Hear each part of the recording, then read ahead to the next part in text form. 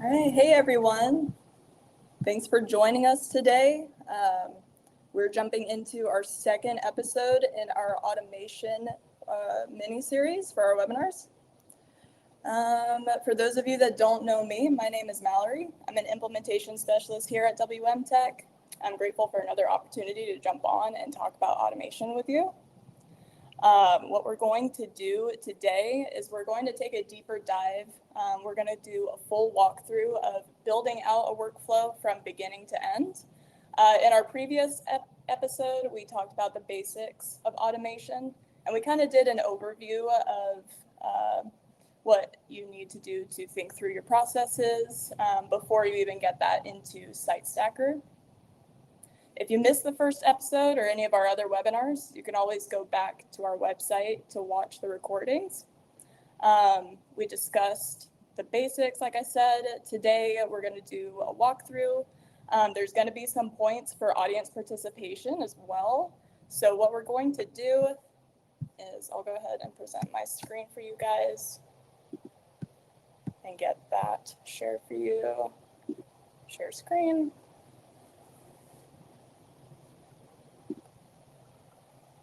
All right, want to make sure this comes up. All right, looks good. So today is the deep dive. While people are filing in, I'll go ahead and put this QR code on the screen. So what we're gonna do is if you can take your phone and scan the QR code, that'll let you follow along our presentation on your phone. Or you can go to menti.com and enter the code that's on the screen as well. That way we'll have some quizzes at the end. You can go ahead and put your answers in the quizzes to join along. In addition to all of this, we're going to do a raffle at the end of the presentation. So everyone loves coffee. We're going to do a raffle for Old Florida coffee. And what we're going to do today is going to be a little special. We're going to have a quiz at the end. So for anyone that sticks it through the whole walkthrough, makes it to the end, we'll have a couple of quick questions for you to see how well you were paying attention. And for everyone that gets the answers correct, we're going to put your name an extra time in the wheel of names for our raffle. So as you participate, you'll have a couple more chances to get that coffee. As always, I'm jealous and I am ready for my second cup today. All right. All right. So that code should be at the top as we go through our walkthrough, so you can join in at any point. Just to recap what we talked about last time, we really thought through your process. So the point of what we talked about last time was to really evaluate what your current process looks like, what your day-to-day looks like, what you do on paper, what emails you're sending. To be able to bring a process like that into SiteStacker and make it automated, we really need to understand what happens, when it happens, and who does it. So we kind of talked about how to think through those who, what's, where's, and why's. And then we talked about how we can improve your processes. And first, based on efficiency, of course, we want to save time for your team members. That's the main point of automation. But also we talked about how we can improve your process based on the tools that SiteStacker provides you. So we talked about this list here. Several components of SiteStacker play a part in automation. It's not just the Motion 2 component. As we go through our walkthrough today, we'll see how those kind of interconnect. In our discussion last time too, we really focused on the term data collection, data connection, and data visualization.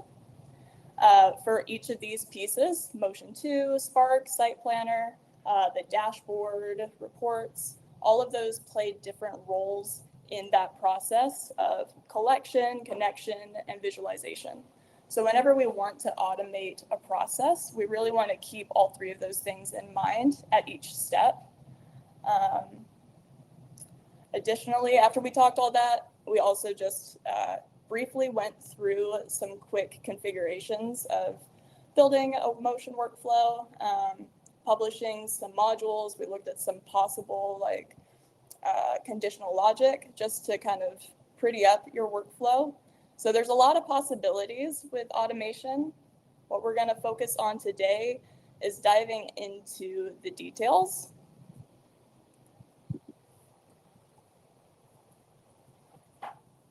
So to continue the conversation from last time, we're going to build out a workflow, like I said, from start to finish.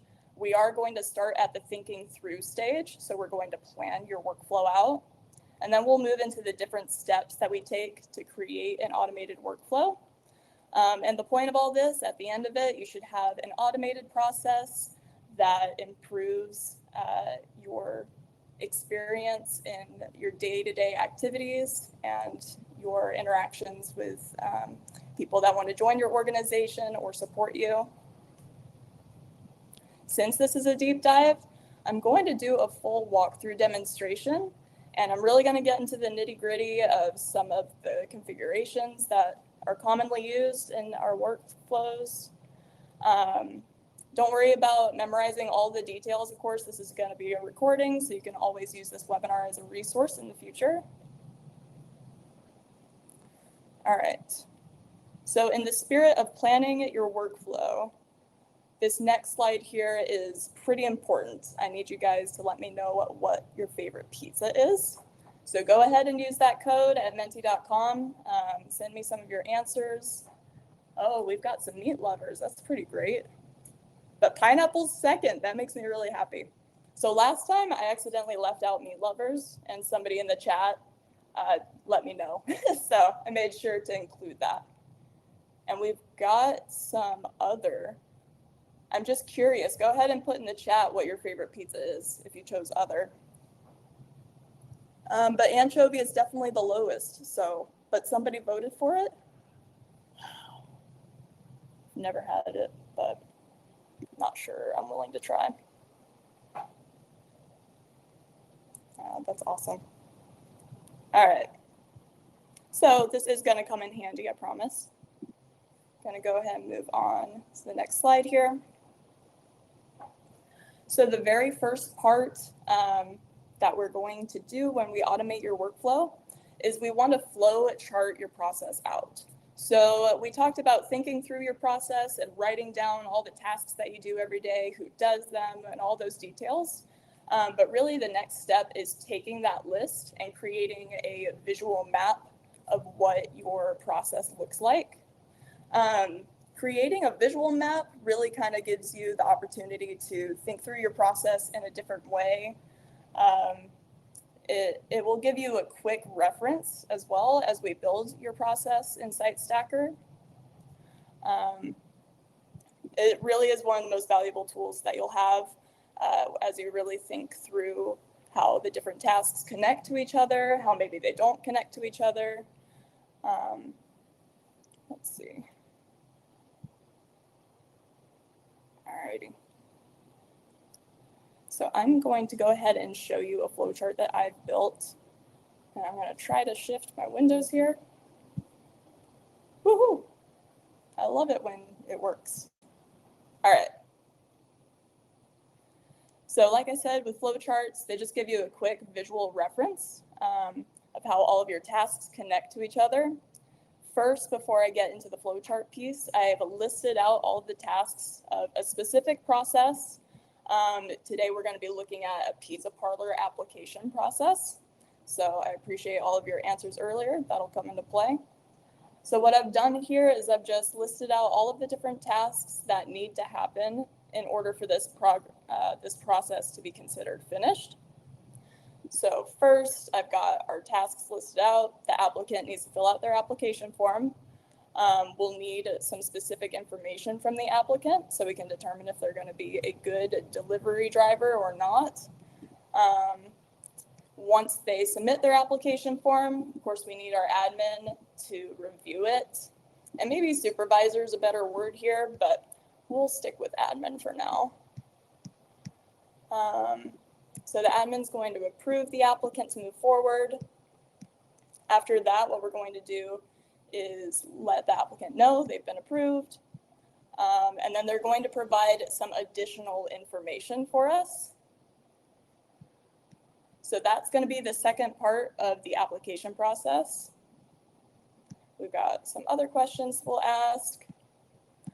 So this, again, is just me thinking through all of the things that I need in my process. And in the process of doing this too, it makes me really consider, oh, do I actually need that information, or is that just going to bog down the application process?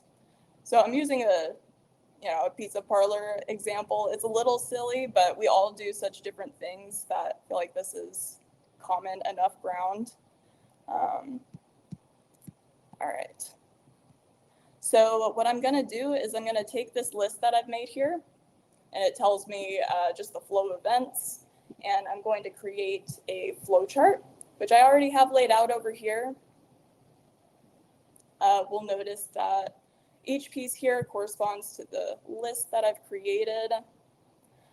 So another purpose for creating a flowchart is it's going to give me a map to quickly reference as I build, but then even once I'm finished with my workflow, it's already in the system, we're using it, it's working great.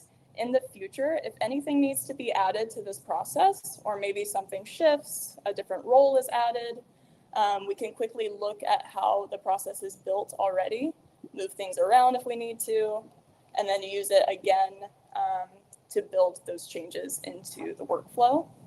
So that just makes planning easier and maintaining easier, because sometimes whoever created this process is no longer with the organization. Maybe a new role is handling the management of this.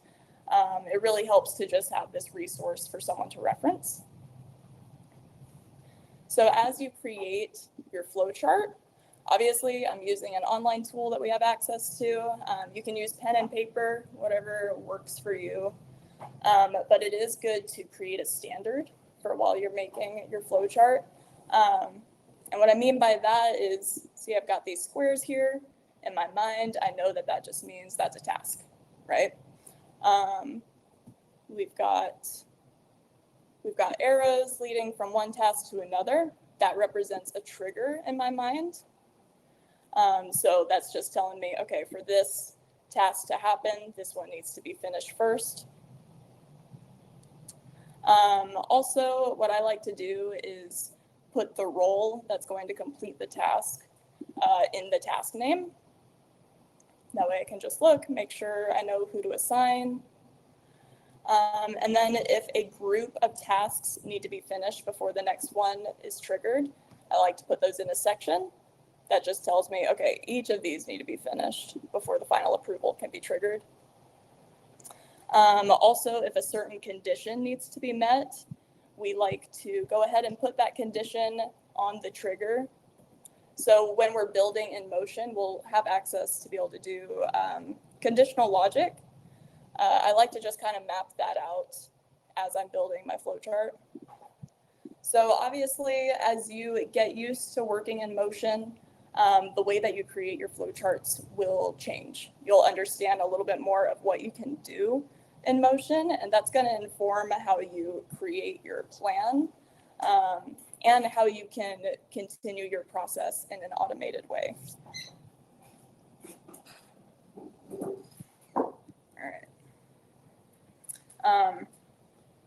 And as you get more familiar with that process, you can kind of think through strategy, such as what can be automated, what should still be a manual task. Like if you're sending the same email again and again every day, that is a clear point where we can make that an automated message that goes out.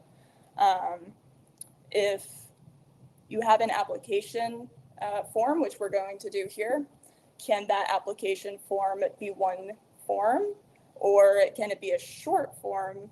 And can we break out the pieces of the form into more digestible tasks for the applicant? So for example, if you have an application form that's 100 fields long, the longer a form is, the more likely the form will be abandoned and the applicant won't submit it. So we want to improve our rate of applications, right? We want to make sure that they are able to take one step at a time.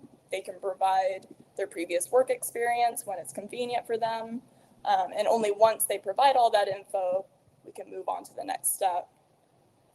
So all of those are good points to just think through as you're mapping out your process. What's not listed here are the questions that are going to be on each of these tasks. So obviously the application form is going to have some questions for the applicant. I have noted those down in my list over here. So I'll be sure to include those on my form. Okay. I'm going to shift a little bit again. All right, the next piece is actually building out the workflow. In the initial build, we're going to focus on all the pieces that we know are needed for this process. After the initial build phase, you might realize that you need to make changes to maybe the order of events. Maybe you thought of, oh, I do send this email at this time. I should include that as a reminder email or something like that. What we're going to do in this first part really is focus on the information that we do have. We'll just build out all of the tasks that we have, all the triggers that we know that we have. And then later, if you need to make updates to your workflow, that's when you can go back and make those subtle changes or move tasks around if you need to. In this first piece, we'll really focus on just getting the bulk of the work finished, and then you can go back in and make those tweaks. Okay. So to start building, I'm sure many of you have been in Motion, you've done some workflows, maybe you've been in Site Planner, you've done some publishing. We're going to bring all those things together, but what we're going to do is we're going to try to build in phases. So it's just my experience that it's more efficient to go through a workflow. Okay, I'm going to add the roles. Next, I'm going to add the landmarks and all of the tasks I need. And then I'm going to add the triggers, like just go phase by phase rather than, okay, I'm going to add this task. I'm going to add all of the form fields for that task. Now I'm going to add a trigger. Oh, wait, I need to add a second task for it to trigger to. So just to make things more efficient as you build, we'll just pick one thing to do and we'll do it for the whole workflow. So first we'll start with roles and landmarks. All right. There's also just endless configuration possibilities as you build out your workflow. We'll focus on the commonly used ones. All right, so what I'm going to do is I'm going to go ahead and open up my demo site and start building our workflow based on our flowchart. I have to find it first, though, in all of these tabs. Yay! And it's still, I think I'm still logged in. Excellent. All right, and that's sharing good. As we go through the flow, definitely feel free to drop questions in the chat. We'll follow up on those at the end of our webinar, and then afterwards, if we don't get to all of our questions, we'll follow up with you. So what we're going to do first stage is moving to Motion 2. We're just going to go ahead and create our workflow so we can start on the different phases. So this is the Motion 2 component. These are all of the different workflows that are already in the installation. I'm going to go ahead and create a new one. So I come up to this top level here and I right click. I choose Add Workflow. And then I can give it any name that I want. I am going to stick with my pizza parlor application. All right. And then we're not going to worry about these configurations here. Right now, all we need is our name, which gives it a title. We're going to hit Save and Close. All right, and this list sorts alphabetically, so I've got to find, where did it go? Here we go. Pizza parlor application. So if I open that up, it's totally empty. If I open up one that has been built, we see we've got things like landmarks and tasks. All right. Before we move on and start adding things to our workflow, there are some configurations that we can do at the top level. So if I right click on the title of my workflow, we've got something here called statuses. So a status is referring to the status of an engagement, which just means if someone begins an engagement in this workflow, right now the default status is default, but we can add any custom statuses in here. So I could say something like in progress or completed once the workflow has been finished. And these are really kind of just nice to have. They're sort of like tags for your engagements. And thinking ahead, if we are trying to keep the data collection, data connection, and data visualization idea throughout our process, I can look at this and say, okay, maybe in the future I want a report that tells me who all is in progress, right? Or how many engagements are actually finished. So for data collection and data visualization, statuses are super helpful. So I'm going to go ahead and just add a couple here. I'm going to take this default one and I'm going to rename it. I'm going to say in progress. So as soon as someone begins this workflow, the status of the engagement is going to be in progress. It's going to be default. Oops, keep that checked and hit save and close. I'll add just a couple more. Again, these are nice to haves, but it's good to kind of think through all the different pieces that you'll need later on as well. So I'll say in progress, I'll say complete and check the complete box. That's for when the engagement is finished. And then I'll do one more and say denied, just in case our applicant doesn't make the final cut. And I'll hit save and close. So we've got these three.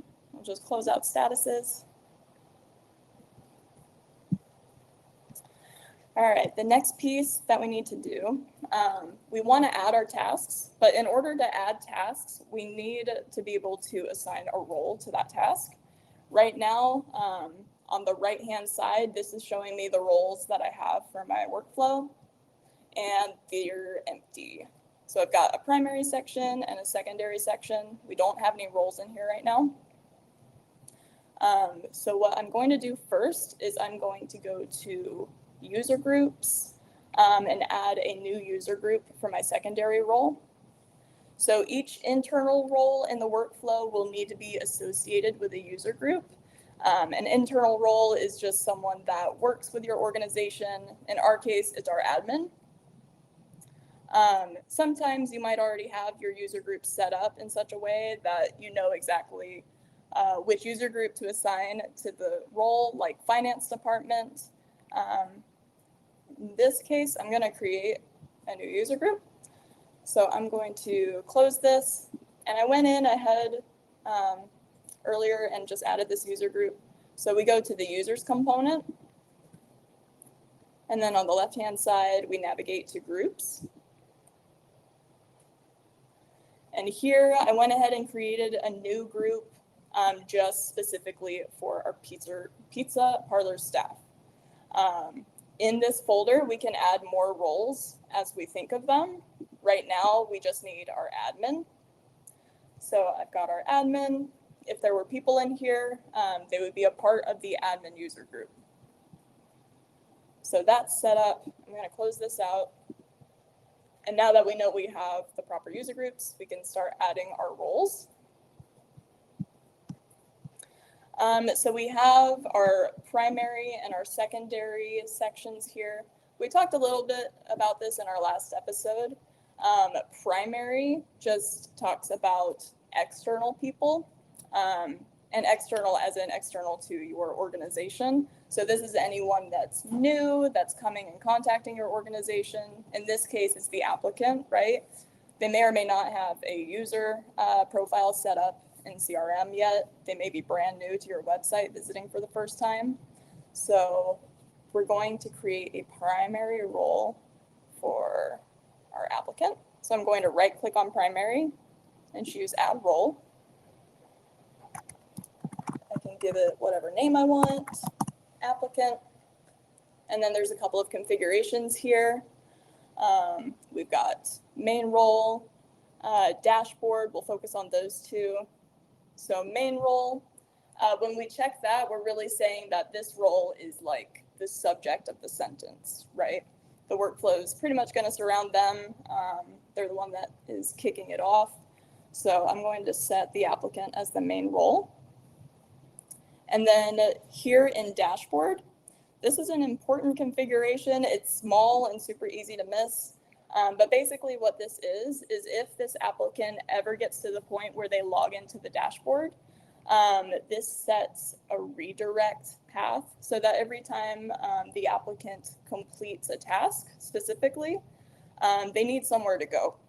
So when they hit the submit button, if we don't have a page here selected, it's just gonna show a pop-up that says, yay, you submitted your task. And then they'll stay in the task, which is a little bit of a weird user experience. So what I can do here is drop this down. And this just gives me all of the pages available in my demo site.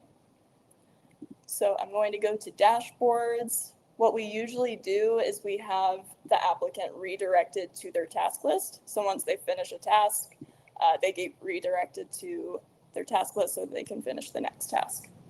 So I just chose the My Tasks page here. Your installation might be set up a little bit differently, but what you're looking for is the task list. So we'll hit save and close. So now we've got our applicant. The next piece is adding our admin. So I'm going to right click on secondary. So we said that primary is for external people. Secondary is going to be for internal people. And that's why we just set up our user group. So I'm going to right click here and choose add role. I'm going to name it admin. And then the configurations that we're going to focus on here are user group. So this shows me all the user groups that we have. I'm going to find the pizza parlor one, open that up, and choose the admin user group. Dashboard is the same thing, just like the applicant. When the admin finishes his task, we want him to be redirected to his task list.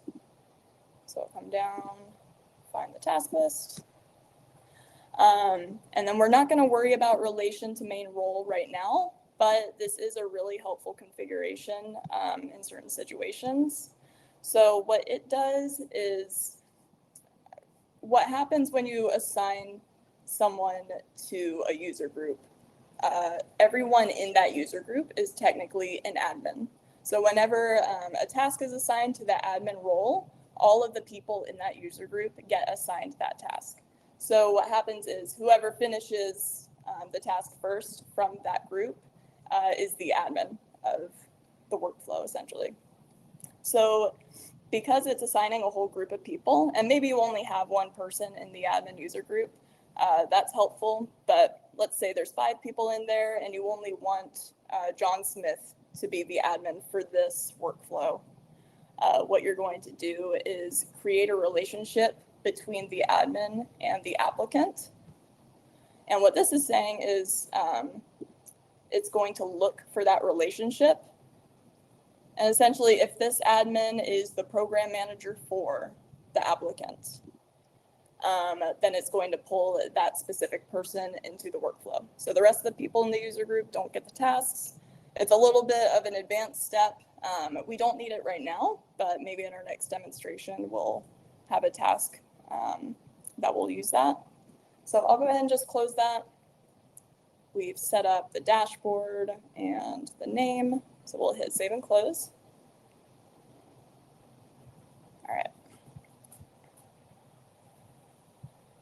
So now we've got our roles. We can finally add tasks to our workflow. The next phase that we're going to do is the landmarks phase. So we'll do landmarks first and then get into tasks. What I'm going to do is right click on my workflow and choose add landmark. And a landmark is basically a organizational folder, right? It just holds our tasks and we can use it to organize different groups of tasks or organize by role maybe. it kind of comes down to what's easy for you to build and read, and also what makes sense for your process. So we'll see kind of what I mean by that. I'll go ahead and create my first landmark here. I'm going to call it all tasks. So this is a standard. Typically we'll create an all tasks folder just to be the holder of all the rest of the folders and the tasks.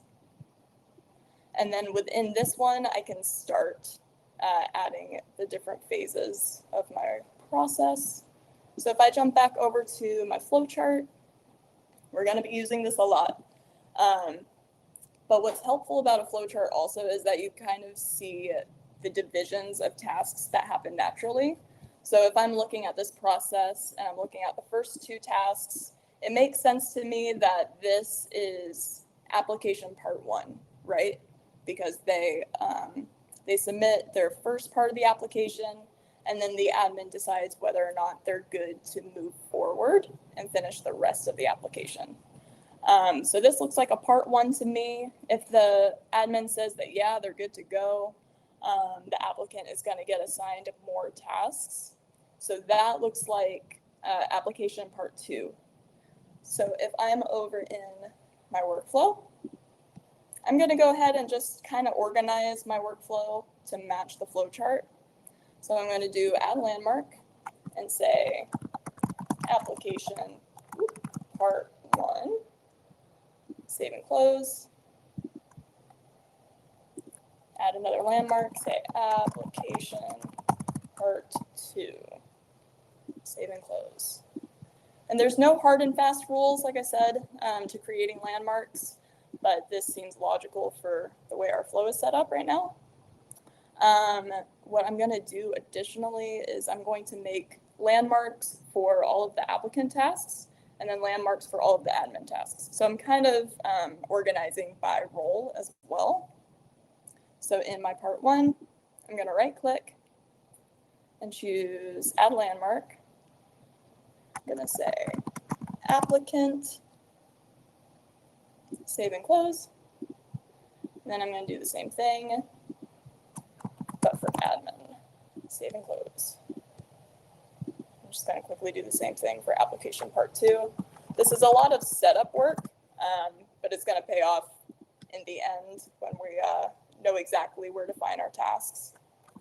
So I'm going to say admin. Okay. So we've got our landmarks set up. They're empty. They are ready for tasks. All right, let's see. So what we're going to do first is we're going to look to our flowchart again. We're going to build out every task that we have in our flowchart. We're not going to worry about triggers yet. We just want to get each of these tasks into the workflow. So I'll come back over. I do have the memory of a goldfish, so I'm going to look again. Pizza parlor application form is our first task. So I'm going to right click on the applicant landmark and choose add task. And when we open up a new task window, there are a lot of configurations in here to think about. First, pretty obvious, I'm just going to choose what kind of task this is going to be. So we have a few to choose from. Typically, we'll use a form task. So that just allows us to pull in special questions, custom entities that the applicant can answer. Sometimes we'll do a file upload task too, maybe later on in the process. So I'm going to choose form for this first one. I'm going to assign it the correct role now that we have our roles. I'm going to give it a name, pizza parlor application form. Okay. So when you do the name up here, this is for our internal use. You'll see that show up in the workflow. But then it also autofills the title. The title is what's published on the front end. So this is what the applicant will actually see. If I wanted to update this or make it something else, you could. I think application form sounds fine though. But we can also add a task description. Please fill out your info below. When we fill out a description on a task, we have this variable tree available to us on the right, and that just gives us access to CRM data, so information that's saved maybe to this role.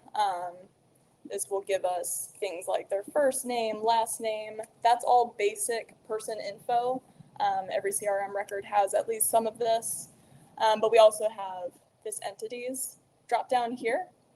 And this will look at all of the custom entities that you have built in your system.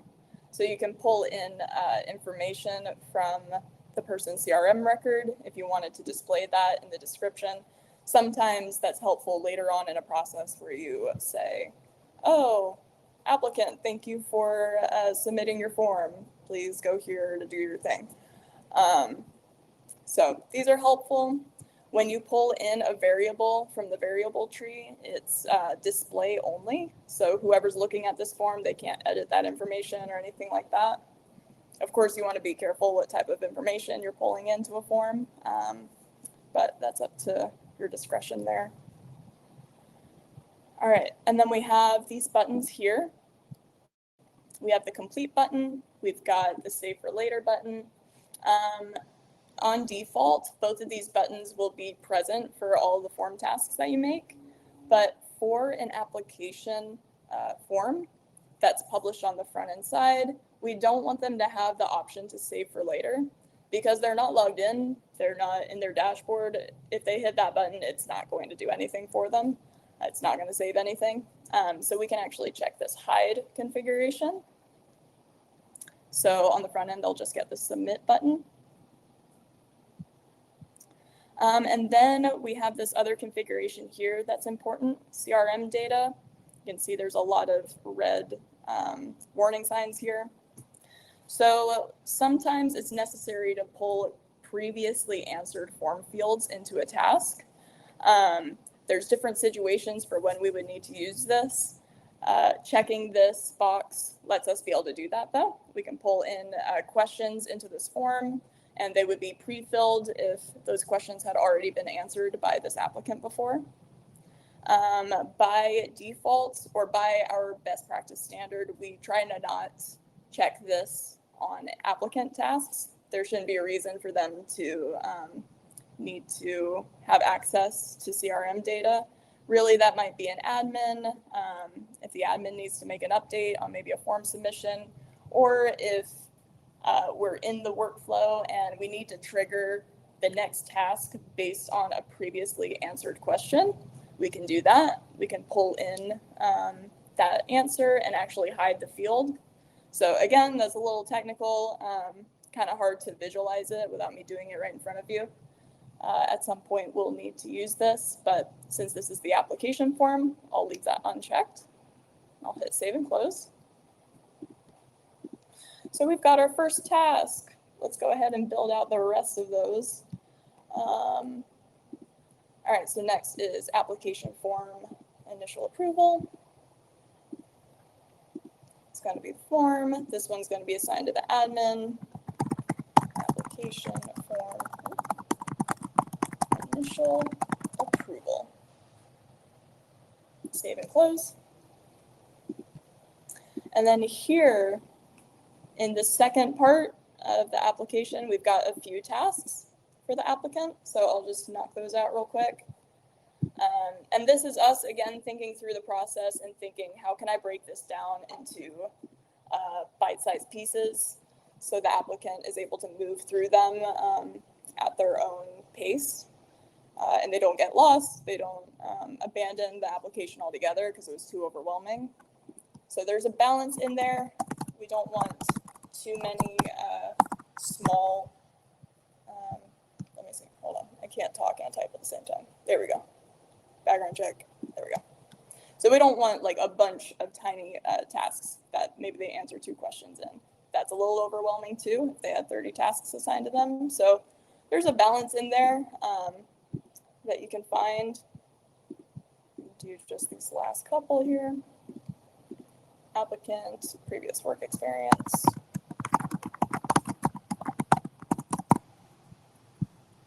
All right, save and close. task, work credentials.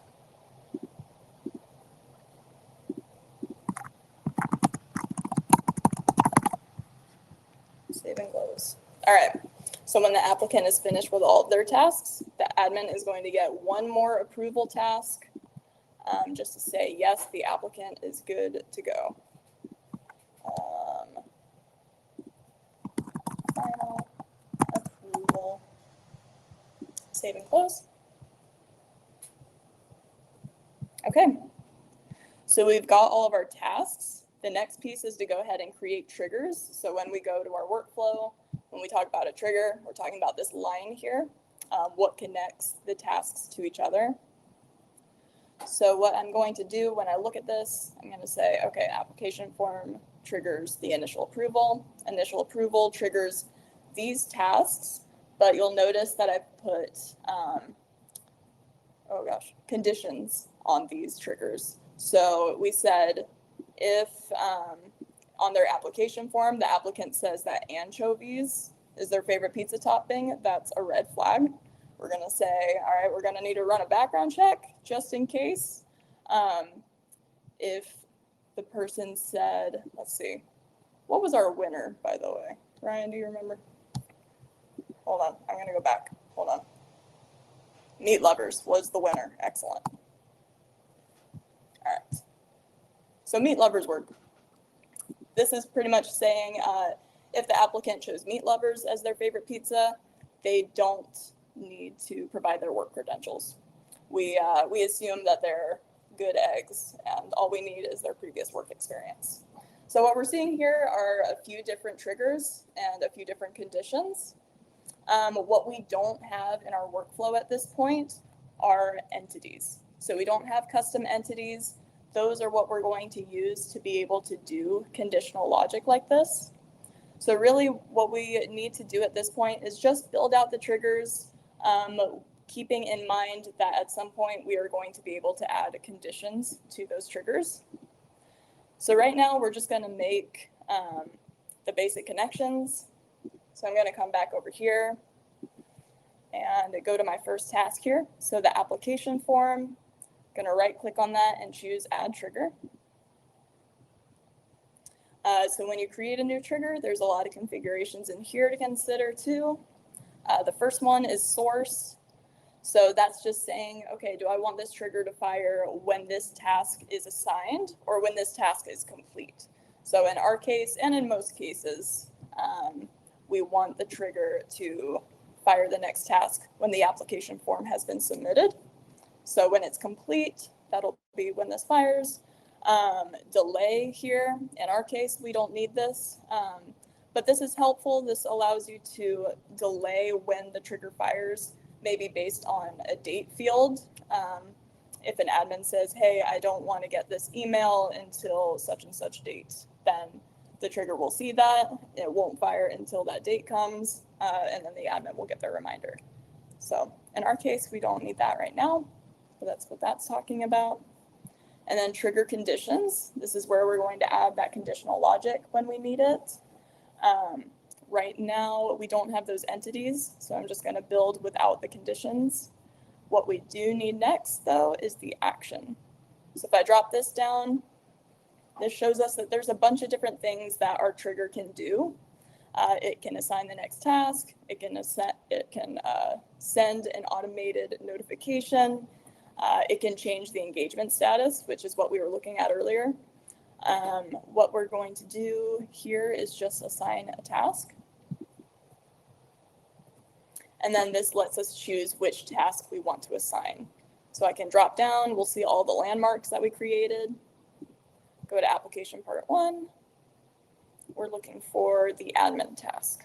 So the initial approval, select that. Hit save and close.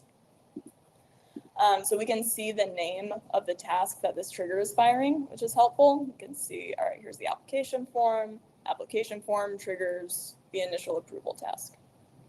And then we're just going to keep doing that. With those conditional triggers in mind, what I'm going to need to do is create 3 separate triggers because each condition needs to be set separately from another one. So what I'm going to do is I'm going to come to the initial approval. I'm going to say add a trigger. I'm going to say task completion, assign task, background check. So that's the first one.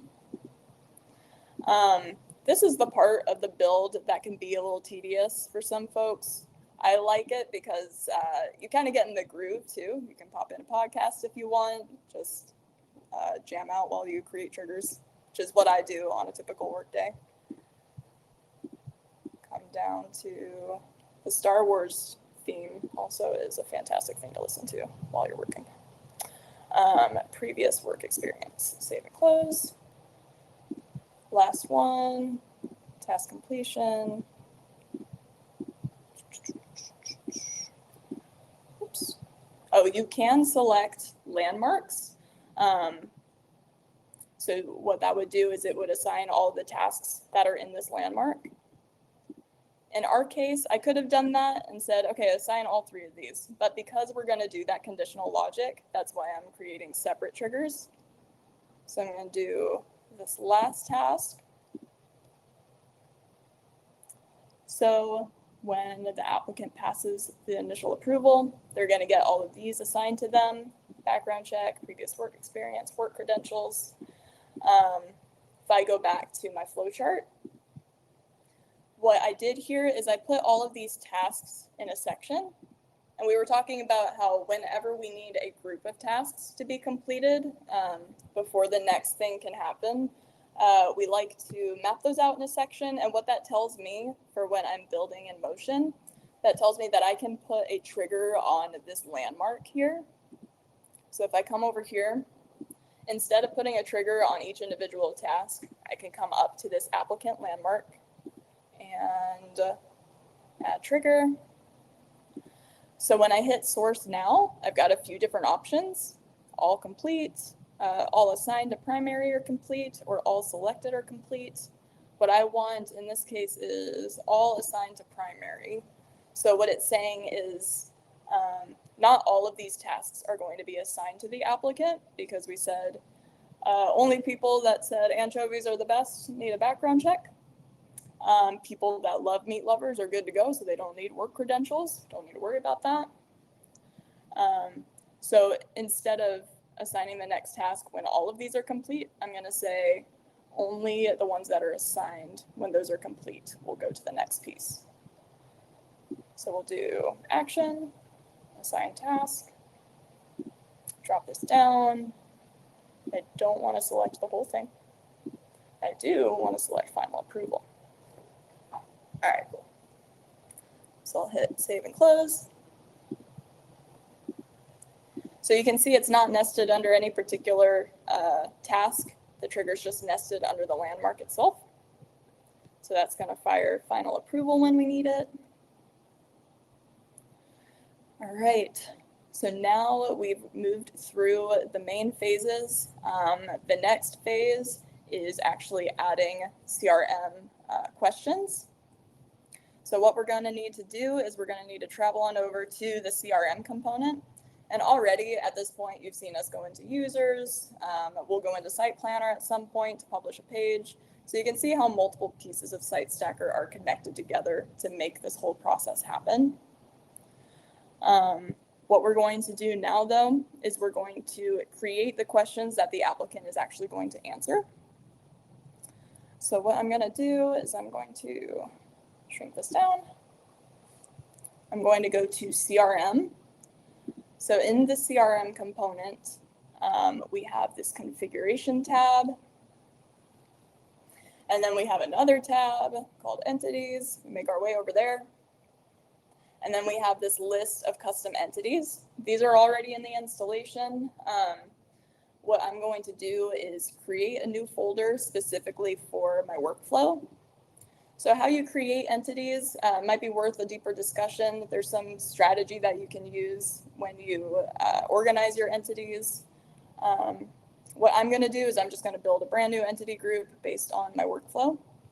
So I'm going to right click on the top level here. No, I'm not.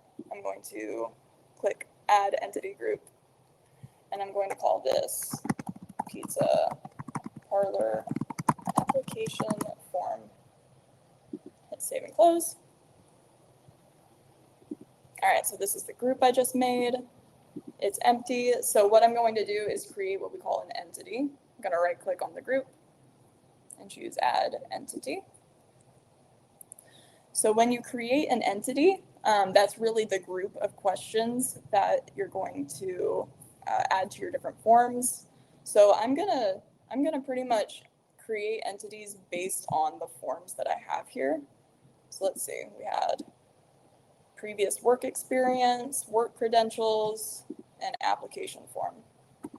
So I'm going to call this entity application form. Save and close. We'll do another. It's going to be previous work experience.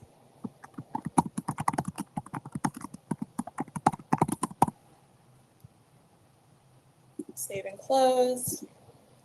One more. And that's going to be work credentials. And you know what? I misled you. I'm going to add a fourth one because we have these approval tasks. So I want to store the admin's answer. Are they approved? Are they not approved? So I'm just going to make one called approvals. What? It's not a unique alias. Okay. I can't have numbers, can I? All right. There we go. That's very unique. All right, cool. So we've got our 4 entities.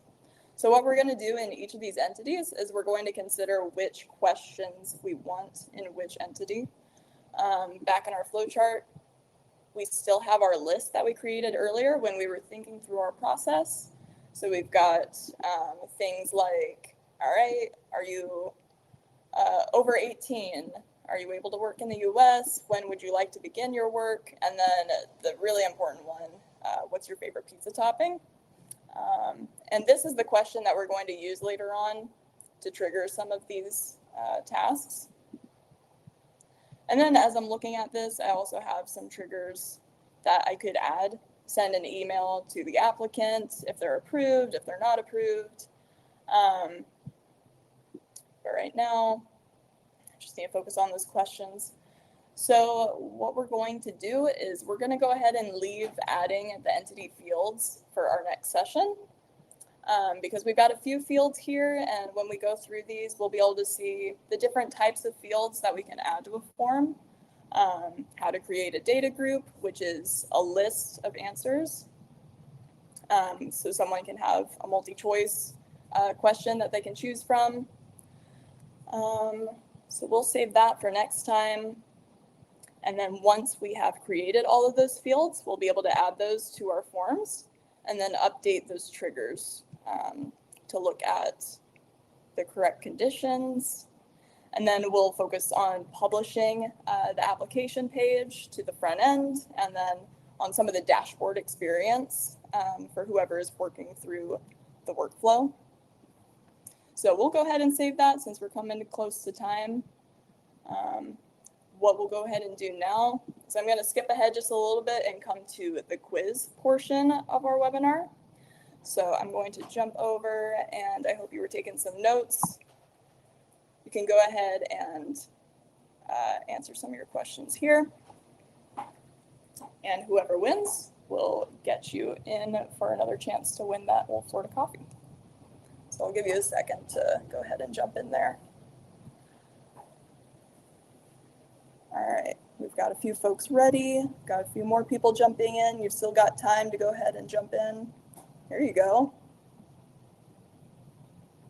All right, we'll say 5, 4, 3, 2, 1.5. All right, 1. All right, we'll go ahead and get that start. Full disclosure, never mind.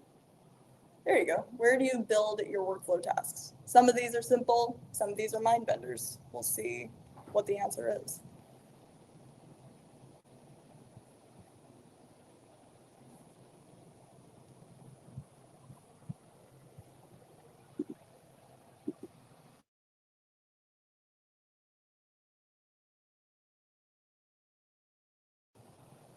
Woohoo! All right, so pretty much everyone got that one. Motion 2 component. Full disclosure, we haven't used the quiz portion of this presentation before. So I think I'm gonna go ahead and have you guys chat. Just drop your name in the chat if you got this right. I'm trusting you guys. I think you're all pretty honest people. So we'll do the honor system here. Go ahead and drop your name in and we'll get you into the raffle. All right. Question number 2.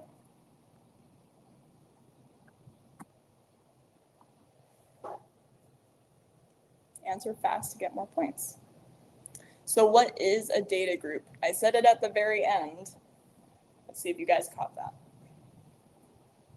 This is a module, collection of answers, list of choices. 2, 1. Nice. All right, so someone chose a list of choices. That was a little tricky because a data group is, well, let's see, what did I say? A collection of answers saved to a CRM record. So you're close. It is a list of choices, and whatever the choice is that the applicant chooses, right, in their application form, that answer is going to be saved to their CRM record. So a little tricky, but someone got the list piece. Sometimes simple is better. Go ahead, drop your name in the chat. All right. Got question number 3.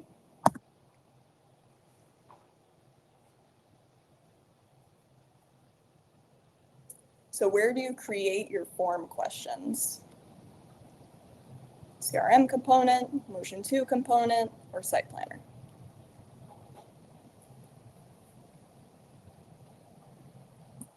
I gotta tell you, it is nice not being the one taking the quiz. This kind of brings me back to school days. Ooh, that was tricky. Wait a minute, CRM component. Oh, that's my fault, you guys. It's Motion 2. I was just testing you. So whoever answered Motion 2, go ahead and put your name in. Wait a minute. Yeah, go ahead and put your name in the chat. We're good. CRM component. Let's move on to the last one.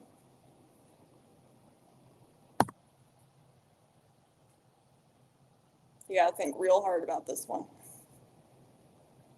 What type of role represents internal people in your organization? Is it primary? Is it secondary?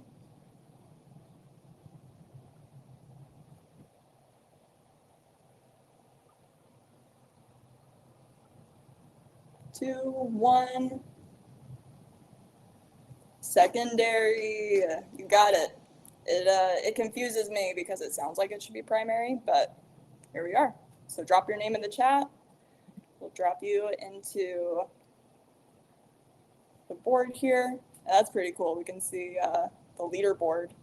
So take a quick screenshot, you guys. This is pretty fantastic. Woohoo! Good job.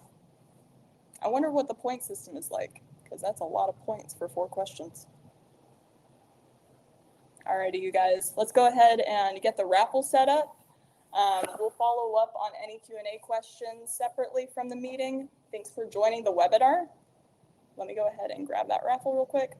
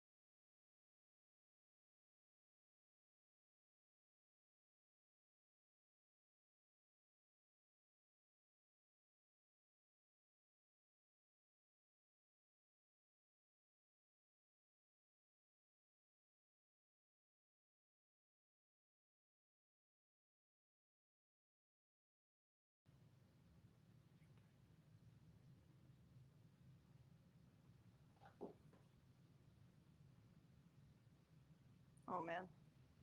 All right, guys, sorry about the technical difficulties. We're gonna try to share our screen again. We were having a little trouble right before the webinar, and then we were good through the whole thing. I will get you your coffee. We can spin it without sharing. I think that's fine. All right, so you guys aren't gonna see the wheel, but I am spinning the wheel of names. We're gonna figure out who the winner is here. What? Oh man, Dana, we're gonna send you your coffee package. You are the lucky winner today. Alrighty, you guys, thank you so much for joining the webinar today. Appreciate your time. If you have any extra questions, definitely drop them in the chat, and we'll catch up with you guys, and we'll see you in our next webinar. Have a great day.